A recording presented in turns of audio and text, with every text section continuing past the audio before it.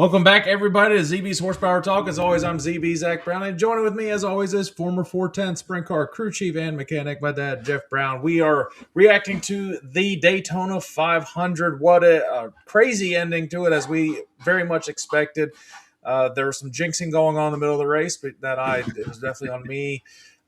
Very interesting. Did not expect a Toyota to win, and definitely did not expect Tyler Reddick to win, but that's how Daytona usually goes. Expect the unexpected. We always said that. So there's a lot of controversy that's come out of this race and how they went about it with fuel strategies and all of that. And then, of course, some crashing at the end. So we'll dive into that. But hats off to Tyler Reddick, 23-11. Michael Jordan gets his first Daytona 500 win. So that's pretty cool to see in the sports world. Yeah, that was cool. Like I said, NASCAR, they've been listening to the fans. They're going to have to improve their speedway racing. This driving around 3/4 of the race at 3/4 throttle to save gas, that ain't going to cut it. They're going to have to try to, I think the only thing they could really do would be eliminate stages, because they're driving around till they can make it on fuel, and then they run it balls out for the last 20 laps. So, yeah, it's kind of boring, but you still manage to Mac that does a bonehead move and takes out the whole field. And then for this time it was Justin Allgaier just sort of, and he took responsibility, but he can't grab these virtual. She was giving you food, some plastic foods. Okay, so there you go. Cool. All right, thank you. I don't know what they can do to really change the fuel thing, because it's eliminate stages, probably. That's the only thing I think, because they're just going to wait till they get into their fuel window, then they pit. And, it's smart on the teams. They figured out, hey, we burn a couple gallons less just by running in the pack, then we can get a quicker pit stop. So, you either got to, I don't know what else to do other than eliminate stages, or there was a lot stages where you don't know when the stage is coming. There was less cautions than I expected, and that was probably the result of all these green flag pit stops, and it threw a lot of curveballs into this. And it was, I don't really know, because it was so disorganized on a lot of people when they went to the green flag pit stops, and certain packs got 4 people going in, some people got like 8, 9, 10. It was just no good organization going on. I will say the green white checkered was, obviously it's going to be the most exciting. That was, or 3 to go, whatever it was, ended up being. But that was really, that part was good. And when they actually were pushing the cars hard, that's when it was exciting racing. They picked up like a second and a half or something when they were actually racing. That's I think they were in. They were in the 46 second. Yeah, they were running like 48s in the middle of the race, and they were in the 46 second bracket. So they were running 48s in qualifying. Like, come on, like they. Well, that's single car. That makes sense. But yeah, they were just. No, but that's my point. Like, they were pack racing, going the same speed they were, and that's really the. So when they go to the 400-mile race at Daytona, we've seen it, and that's significantly better than the 500-mile, and there's a lot less fuel strategy for that. So we've seen that shake up. Yeah, but that's got to be the only way. And I think Goodyear's got to bring a different tire. I was just getting ready to say, like, I don't know if they really ever took tires the whole race. Yeah, so I think where it needs to be, where it will wear out probably more than what it would take to make it on fuel in a run, then fuel mileage would not make a difference regardless. Because it doesn't matter how hard you're running around, how full throttle or not you're on Daytona, that tire is going to wear the same amount, right? No matter what. That's just the nature of what a tire does. Yeah, then they're probably like, well, safety issue. We don't want tires wearing out because he's got these guys that are squirrel bags anyway and can't make a lap. Like as it is, but may or may not have been BJ McLeod saw that coming. There's been a few. Carson Hocevar, I don't know what the hell he was thinking. He had a real shot to win it there at the end, and I don't know what the hell he But that's how Stuff to he me. races all the time, and it's good and bad. So I mean, there's a way to be aggressive, then it's stupidly aggressive. And Chastain's aggressive. He's not like that. Not Yeah, I think he when they had the Chevy kind of put a talking to him like, "Hey, you're driving like an ass." they I might have to think have the that's same. They need to have the same meeting with Hocevar. Hocevar's a great talent. He's a great racer, but you actually need to slow him down, and I think in these it would be in faster. these races, you need to have the respect of your competitors, and clearly he does not. Yeah, And he's his second full time year in. That's not good. It's not good at all. And but he signed an extension too, so he's going to be with that team for a while one that impressed me was Corey Hine. I mean, he was and, right there at until all the in. end.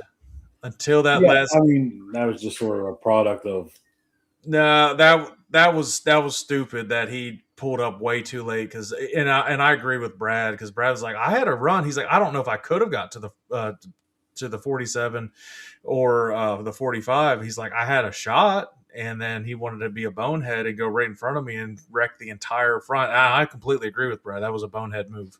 And whether it's completely on Corey or a spotter, a mixture of everything, yeah. I mean, I realize you're trying to go for it. You weren't gonna win in any position you were in, Corey. You were in the middle. You kind of just you bought your ticket right there. Brad, I'll be honest, I was rooting for Brad at the so end. was I. I Yeah, really was. just since I had him in my lineup. Seeing that Kyle Busch was out of the race, out of the contention to win the race. I was like, I'd like to see a veteran Yeah, win. And I mean, Brad Reddick's deserves it. technically a veteran, but one that's been like 2 decades basically. Cup champion, and Yeah, 7 wins at Talladega and a few at Daytona, just not the 500. and Brad's a likable guy too, especially in the Yeah, garage. And I mean, he had a great day. All the Fords did. It seems like it always seems like the Fords are the ones that are favored to win, and they never get these wins lately on yeah. all of these speedway races. Well, it seems like they work well together for 99% of the race, and then at the end, when it's kind of every man for itself, they sort of lose out for whatever reason. There's a lot of aggressive pushing. Thought Chase Elliott was going to have it won, I thought he had it won. I was like, well, this is over. but Reddick made a hell of. I will say that move Yeah, Reddick made. He kind of faked out Chase, and it was clean, great move, and just he just got Chase. Nothing more you could really say no, about that. Uh, Reddick's done that twice now. One at Talladega, and now the Daytona 500, yeah. where he just was kind of just minding his business, found his way around people, and got to the finish line first. You know what? That car didn't have a mark on it the whole race. So I mean, that's They did it the what you right got to way. do. Bubba Wallace had a chance. I mean, the Toyotas look good. Yeah, I mean, when every car was going hard, it was good racing. But when they're just riding around, it's stupid. yeah, But I guess people also forget that even when Dale Jr. was racing in the series and stuff, they would just rim ride the top of the racetrack for 50 laps at a yeah. time. So I was worried that she's a little quiet, but she's just sitting watching something. That was worrisome. Uh, the Allgaier he admitted he made a stupid mistake. That car was The fast. car was good. Yeah, And the car was sharp. I yeah, liked it, that was neat. and Had he the got the old lead school. laps. First time Junior Motorsports has led in the Daytona 500, so that was cool to see.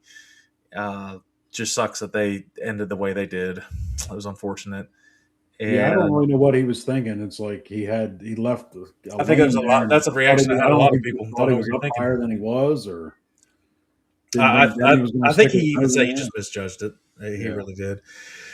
Uh, Xfinity Series, shocker to no one. Austin Hill, he is so good. I yeah. don't know how he didn't get a ride for the 500. I think he was supposed to, but then they never put it I together. don't know that car just they're like, okay, he's in the back. Well, 5 laps, he was right back to the He just front. knows where to be, and he just keeps the lead. He just sees the runs coming, and the car was clean. He just knows how to race these races. It's crazy. The speedway racing in Atlanta is no different. Talladega, everywhere they do this type of racing, he just wins. And he's Yeah, going to get a shot in the Cup Series. yeah, I'd say he's a favorite for or Riley's or whatever the hell they call it this week for Atlanta. Yeah, I might have said Xfinity. That's my bad. But Yeah. But both children's cars. Jesse Love was right there the whole day. Well, they take he was pride the on their only speed. one that could remotely run with Austin Hill. Well, the children's cars in the Cup Series look good too. I mean, Kyle Busch and Austin Dillon look good. Austin Dillon just was wrong place, wrong time when he was trying to get out of the way, and literally somebody spun in front of him. He's like, which I think is it Spire Motorsports that Hocevar runs for? I think they're a children's affiliated team. Yeah. So that makes sense why all of them are running good. Yeah. And I jinxed the hell out of Larson. That was my bad. Because I was like, hey, he looks good. He's running good. And I was like, well. Crash. He still finished the race at least. Yeah, I can't believe he was able to finish. Yeah. Front end was all bent to hell and missing. Yeah, just completely cut off. But I mean, he finished, and now that's better than what he's done in the years past. Yeah. Who won it Friday? I watched it, and I can't remember who won. Was it Lane Riggs? No. Who did win Friday? Well, we know Tony crashed. Yeah, early on too, and that was unfortunate. Chandler Smith. I could think of that because Chandler. Yeah, I told Chandler there was a guy with his name racing in it. Yeah, because they went 4 wide at the finish, and that was pretty good. That was a good finish. They crashed every other lap. That was getting. Well, ridiculous. You know what? Xfinity couldn't even make the freaking green. O'Reilly crashing, and Natalie Decker. I don't know what the hell she was looking at. 30 seconds later, hey, there's a car crashing. I'm going to hit it. The amount of memes that have come out with that. I'm like, and she was blaming that guy. I'm like, his car was destroyed. He couldn't control it. Why is he going across the track? Why did he turn? It's on her, and I think it's mainly on her. You're not looking out your window. You don't need a spotter to see that they were crashing. Just slow it down. Stop it if you need to. Just wait till they're done. Nobody behind her. No. Everybody else was able to make it through, and she's like, screw it. Pow. You see that all the time, though. Somebody's like not involved in the wreck and be like, I'm going to get TV time, or something. I don't know what the hell they're thinking. But well, the sponsorship definitely got to zoom in on that. But damn. And she's like, that really hurt. I'm like, that was on you. Yeah, you're the one that hit. You're the one that was going full speed ahead. The other headline was Cletus McFarland's weekend came to a quick end in the Truck Series.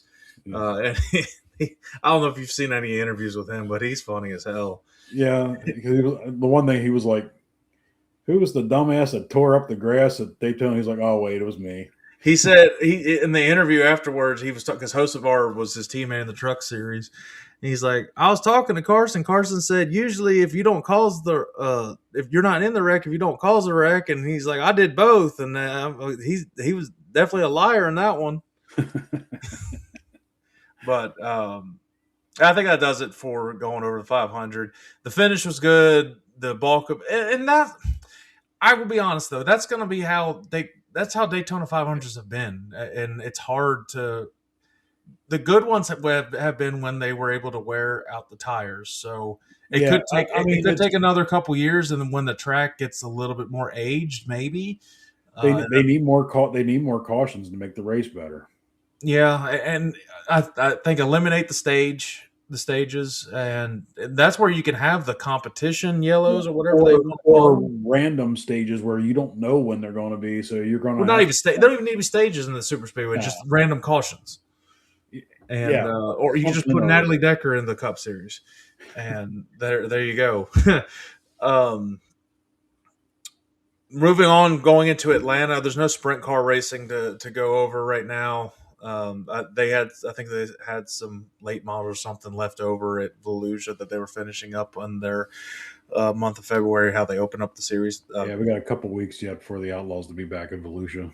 But Atlanta, they're going back-to-back weeks of speedway racing, and I like them being on the East Coast for the first couple races, and drivers definitely don't like to have speedway racing back-to-back. Well, Atlanta's probably slowing down a little bit, being, it was super fast when they repaved it. Now it's got a couple winters, and, we had a really nasty, harsh winter, so I'm hoping maybe tire wear comes more into an issue where it's. I think this track's too small to really conserve fuel the way it laid Yeah. out too. They can't ride around here. They're going too fast that short of a distance that they can't just ride. And they haven't. Atlanta's proven with when they went to It's a drafting. better race than Daytona, in my It's good. opinion. It is really And good. it's 400 miles. That's, I mean, the Daytona 500 needs to be 500, Yeah, but most of them need to be shorter races. I think you're gonna see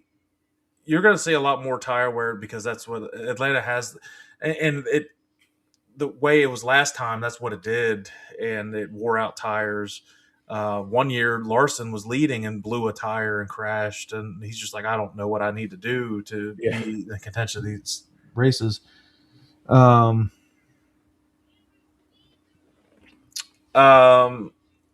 there's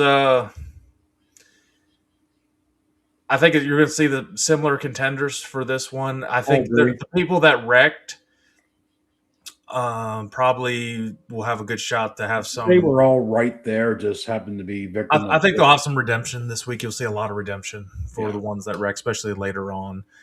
I got some similar racers, not so similar, I guess. See, I was able to dub over the fantasy last week, so it didn't make me look like an idiot when I had LaJoy in still. So I was able to do it where I had Keselowski. Yeah, I guess moving forward, we shouldn't pick fantasy until after the qualifying races. That would probably be the. Yeah, that's probably a good idea. But fantasy, we left off right where we ended up last year. Mom winning again. You won the championship in the playoff, though. Yeah, still, I wanted to win. We didn't finish. I finished second, but she still beat me by 40 points. I know. I actually got a message. I don't know from Chris Golden, who is a sim racer / Arca racer / dirt local late model. So I'll see if he wants to get on with us and give a pick for Atlanta.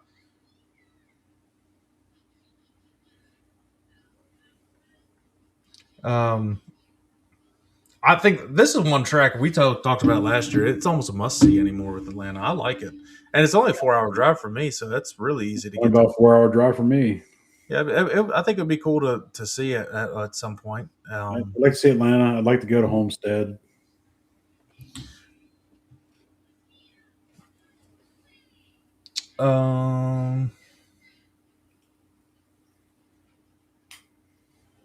So we're going to bring in Chris Golden here, and I'm going to figure out how to email him.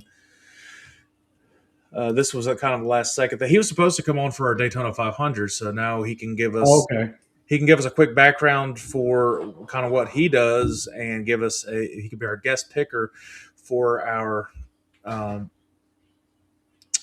I guess NASCAR fantasy, but not really the whole NASCAR, just whoever wins the race. So before we get him on, let's get into our NASCAR fantasy. And you went first last week. I will give you mine. So when we're recording this right now, the matchups have not been made, but we're going to give you our starting drivers and who's in our garage. So let's see who I got. So NASCAR Mom's got to pick the win. Well, NASCAR fantasy lineup heading into Atlanta, similar racers, but I looked at what they did at Daytona 500, and there's some people that wrecked, and I'm like I was saying, I think there's going to be some redemption going in.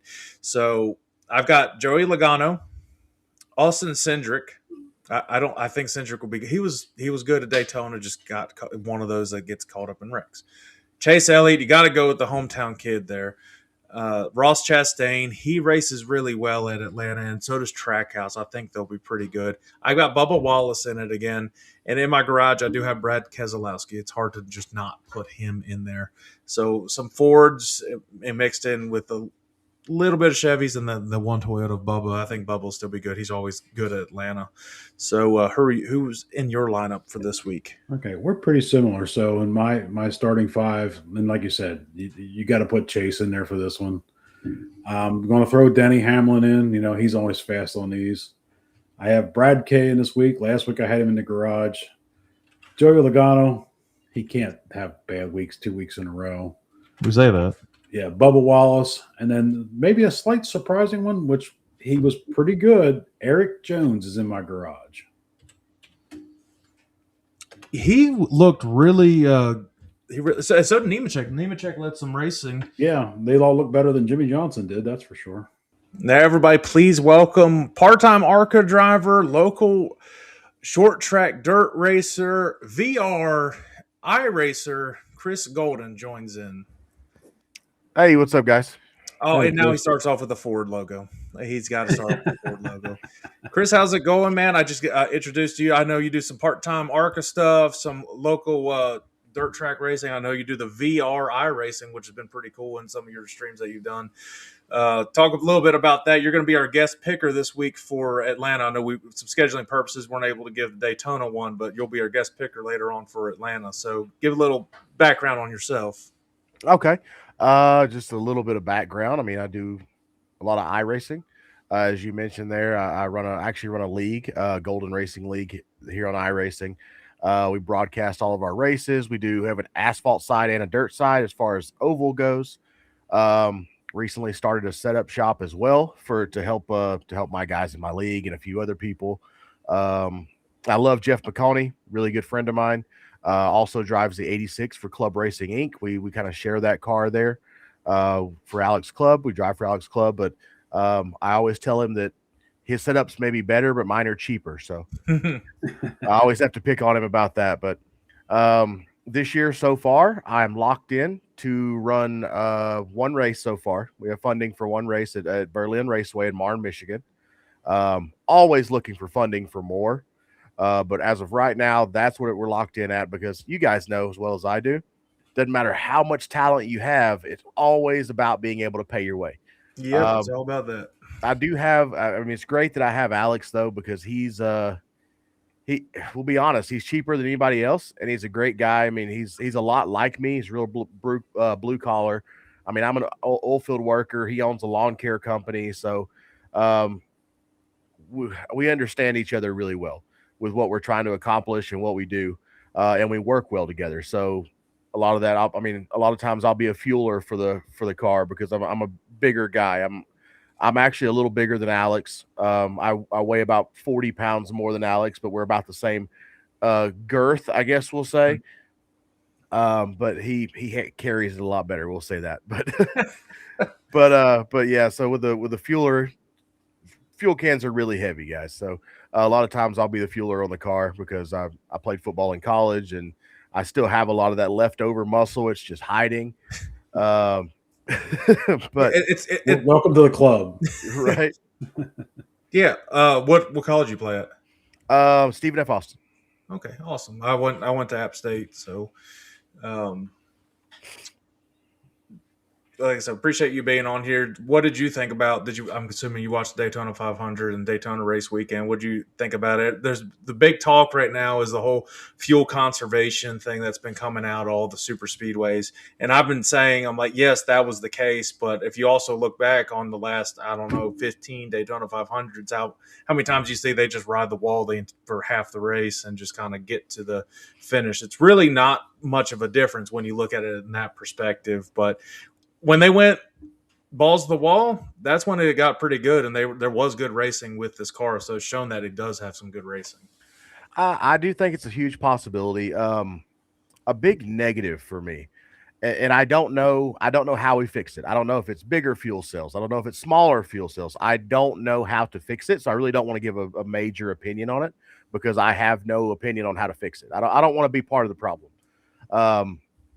But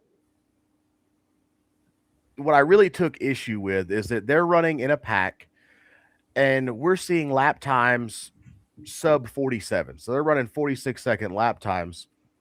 And then a few laps later, when they go into conservation mode, we're seeing lap times of 50 to 51 seconds. I was like, you're seeing a 3 to 4 second fall off. They're showing miles per hour, and these guys are running slower in this giant pack than the Arca cars run in solo runs at Daytona. Yeah. So is it, I mean, I understand the strategy. I get you want to win the race, but at what point does strategy give way to racing? because it's not racing. I understand it's a chess game. I understand the principle and the purpose behind it. But when did we get so far from racing? Yeah. Well, that's what we were saying. NASCAR's done a good job of listening to the fans. So, yeah, and I don't know how to fix it. One of our suggestions was maybe make the tires wear out a little bit. Then you get into a safety issue where these guys are barely hanging on as it is. You make the tires so where you still got to run it hard to even go slower. I don't know, or remove stages maybe. Is it possible? And I thought, less fuel, and then you brought more fuel. I was like, well, that could be a possibility too. It's like take out one fuel run to where they can make it to the end, and it'll take out that whole segment of having to save. If you don't have to save, you can just go and not have to worry about saving if you know you have enough fuel. It will take a little bit of strategy out of it, but me personally, I'd rather see racing than whatever that was. That wasn't racing. And we've even suggested that they could go with randomized cautions throughout the race too, and that teams have no idea when they could. You have no choice but to go hard, and that's the thing too. We've seen it in 400-mile races, like the I guess the fall race or the late summer race at Daytona. That one has shown that it's better racing because it's a shorter race. Obviously, we're not going to shorten Daytona 500. That's not what I'm suggesting. But you also see that at Talladega. But one thing you're not going to see fuel conservation really at Atlanta because they can't. There's just no room to really conserve fuel at Atlanta, and the way that track is shaped out, and it's 400 miles. So, and we've been saying it. Atlanta's starting to prove that it is the best drafting track lately. It definitely puts on the best racing of the 3 drafting tracks that we have. Personally, I wish we would run Arca there a couple times. Just I feel like it would be mayhem, just sheerly for the fact that there's not enough room with the inexperience that's in the Arca series. But it would be interesting. But something to think about is with the stage racing. This has been a huge topic for years now, right? Is the stage racing. So with stage racing, this is a little bit of an insider, and we'll just say it's a theory. We'll say theory. I've heard rumors about it.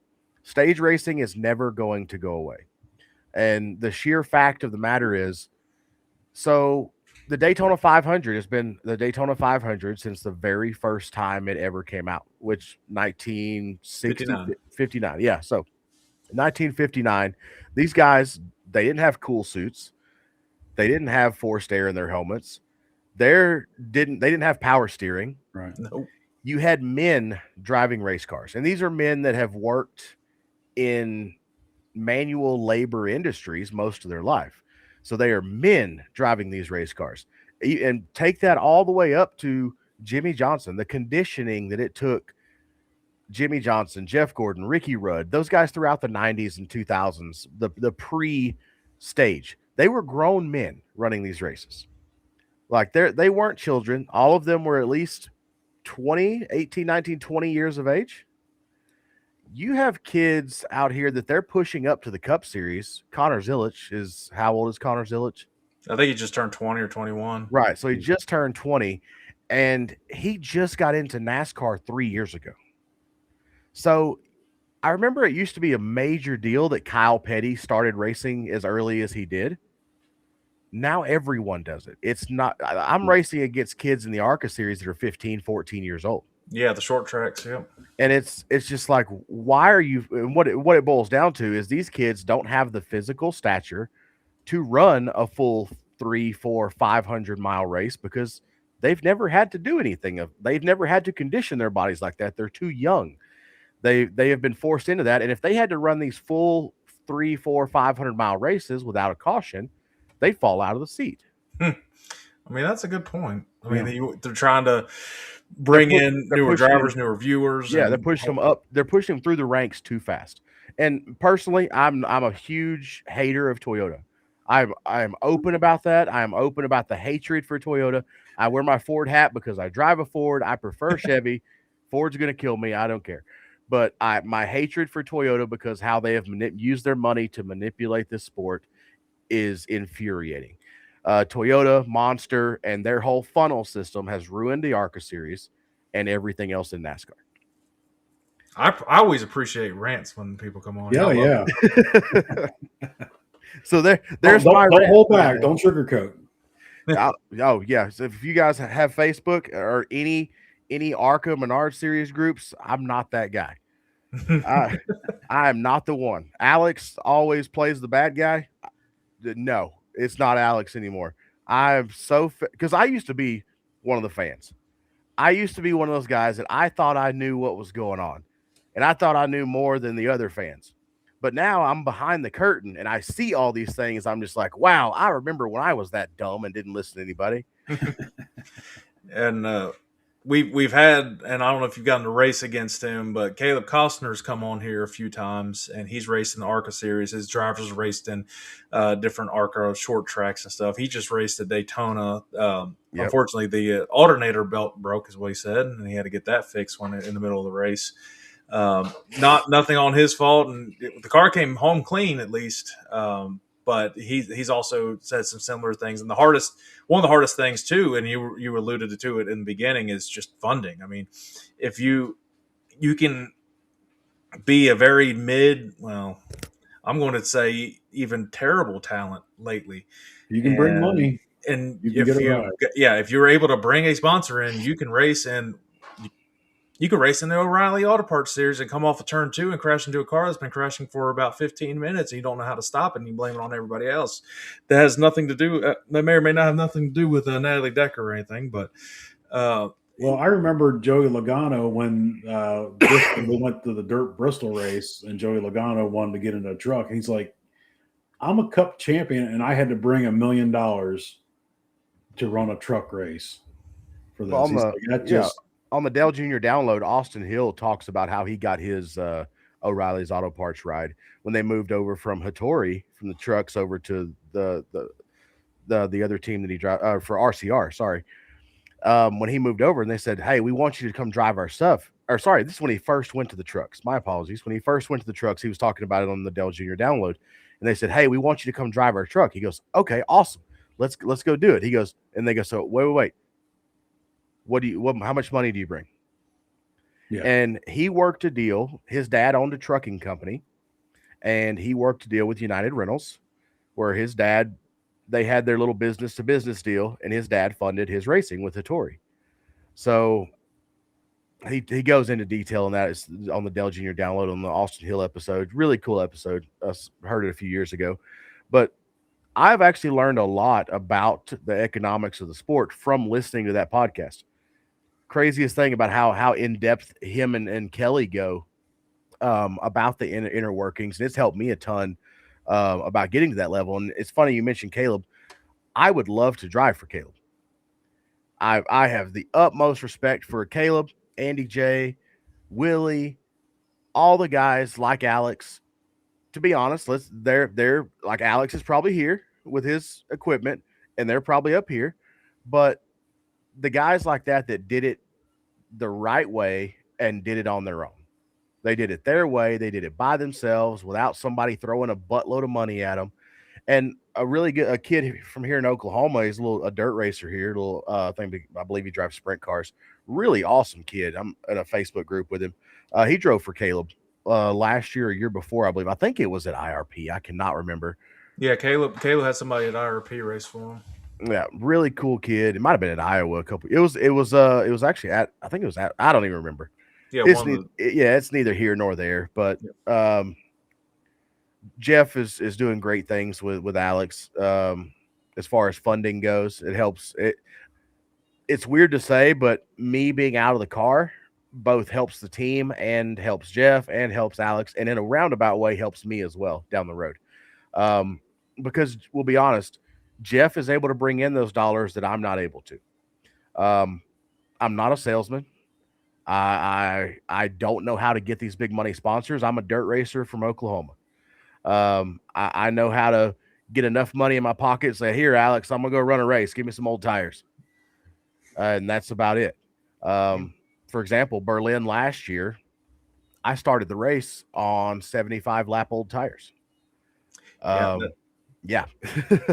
I've seen it up close with Caleb. That's kind of how it was when he was starting to get up and going. And I talked to you, Dad, about it too when I went there. So Caleb, quick background: the reason I was able to get hooked up with him is because he used to be law enforcement. I'm current law enforcement right now, and I was able to kind of see the behind the scenes things that they were doing at the track, and they had to. I think they may have had 2 total sets of tires the entire Arca race that they had at Charlotte, and but that was the first year. They're slowly building up their thing, and it's cool to see. It sucks whenever something unfortunate happens and it's not their fault. Luckily, they were able to bring a clean car home, and they can race that later on this year. He's even got a couple truck races this year that he's got a contract for. That's going to be cool to see.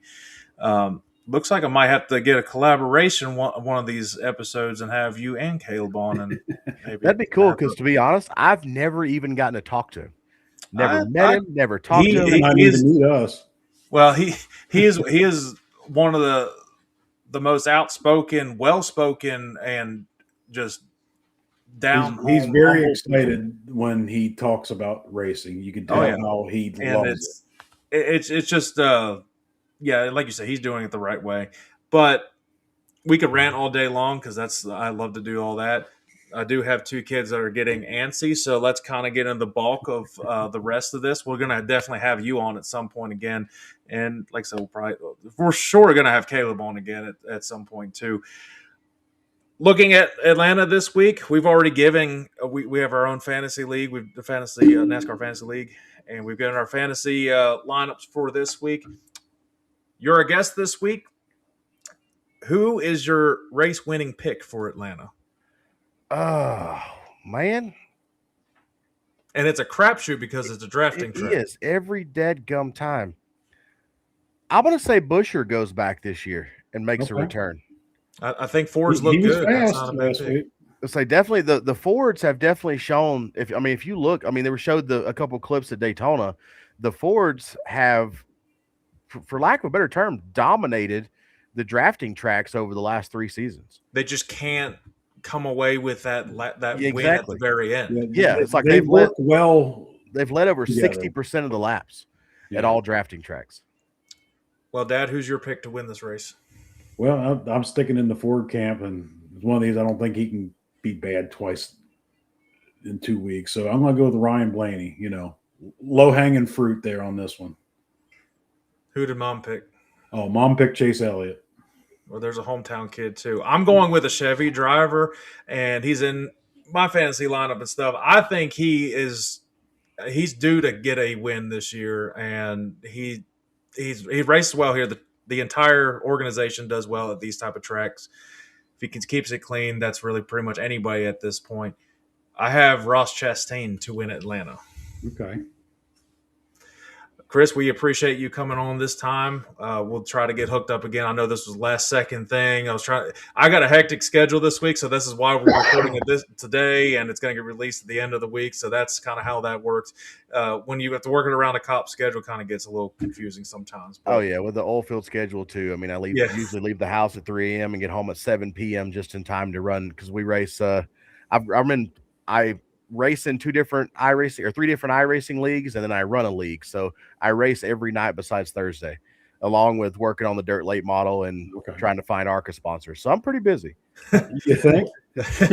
Well, make sure you guys check out Chris's TikTok. He goes live on there quite often. You won't be able to see much of him because he's got the VR headset on, but you get to see his perspective on it. It's really cool to see.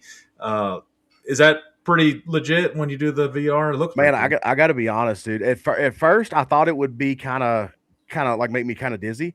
But as soon as at first it does. But as soon as you load into the car, it's fully immersive. Like you're looking around, you can look inside the car. It feels, other than the weight shifting that you would feel, it's the most realistic thing I've ever experienced as far as being in the car. Also, all of our broadcasts because we broadcast all of our league races. They were on either Leadfoot TV on YouTube or the one tonight. So Mondays and Fridays are on 4 Wide Motorsports Network. And then my races on Wednesday and Saturdays. and Gars on Tuesdays are on Leadfoot TV on YouTube. So you guys can watch. We're going to run late model stocks tonight at Kern. You guys can check that out here on YouTube in about an hour or so. And I might be doing some late night iRacing myself tonight. Dude, you got to add me. I've got a league, bro. You got to jump in. Listen, I'm not good enough to race in a league at this Neither point. am I. But That's why I made one. We'll get hooked up, and I'll get up with you about it. I appreciate that. Everybody, Chris Golden, we'll see you next time when we get you on. Yep, y'all stay golden. All right, bye. All right, well, appreciate everybody tuning in this week. Make sure you follow Chris and all the stuff that he does with that. Stays busy with the iRacing leagues. Maybe I'll be on it. I don't know. I might make some guest appearances on it. We'll see. Yeah. Am I going to be trash? Probably. If it's a truck series, I've got pretty good confidence in it. I'm pretty solid in the truck series. It really all just depends if I'm racing against a bunch of squirrels or not. So that's really what it comes down to. But make sure you guys follow our page too, and we will see you guys on next Friday. Obviously, every episode releases on Fridays. So see you then. All right. Bye, everybody.